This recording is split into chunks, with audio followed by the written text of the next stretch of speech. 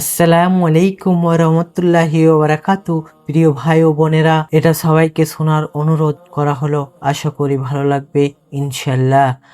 আপনি বারবার গুনাহে পড়ে যাচ্ছেন, তবু ফেরত আসেন আল্লাহর কাছে, এটাই ঈমান। আপনি যদি সত্যি গুনাহ থেকে বাঁচতে চান, তাহলে এই 10টি জিনিস মনে রাখবেন। 1 নম্বর, গুনাহের পরিবেশ থেকে বেরিয়ে আসেন, বদলান সাথী, জায়গা, ফোন। 2 নম্বর, গুনাহ শুরু হওয়ার আগেই দোয়া করবেন আল্লাহ যেন হেফাজত করেন।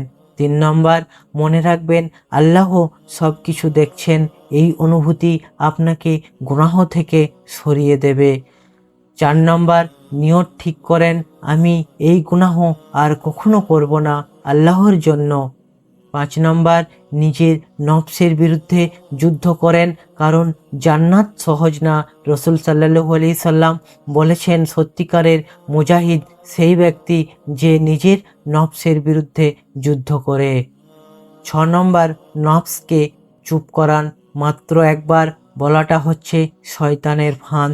7 নম্বর, আল্লাহর ভয়কে অন্তরে জাগান, এটাই সবচেয়ে বড় বাধা গুনাহর পথ থেকে বাঁচার। 8 নম্বর, গুনাহর বদলে ভালো আমলে ব্যস্ত থাকেন, জিকির ও ইবাদতে ব্যস্ত হন। 9 নম্বর, তওবা করেন, যতবারই গুনাহে পড়বেন ততবারই ফিরে আসেন।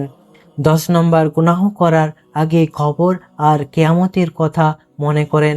আল্লাহর ভয় যদি অন্তরে জেগে ওঠে, আপনাকে কেউ গুনাহে টানতে পারবে না। আপনি শুধু চান আল্লাহর সন্তুষ্টি। আপনার হৃদয় জানে গুনাহে কখনো শান্তি নেই। আপনি পারবেন, কারণ গুনাহ ছাড়ার ইচ্ছাই হচ্ছে আল্লাহর রহমতের দরজা। আপনি যদি আজ চেষ্টা করেন, আল্লাহ আপনার এই চেষ্টাকে জান্নাতের পথ বানিয়ে দেবেন ইনশাল্লাহ। ভিডিওটা ভালো লাগলে একটা লাইক, কমেন্ট, সাবস্ক্রাইব করে বন্ধুদের সঙ্গে শেয়ার করে যাবেন ইনশাল্লাহ।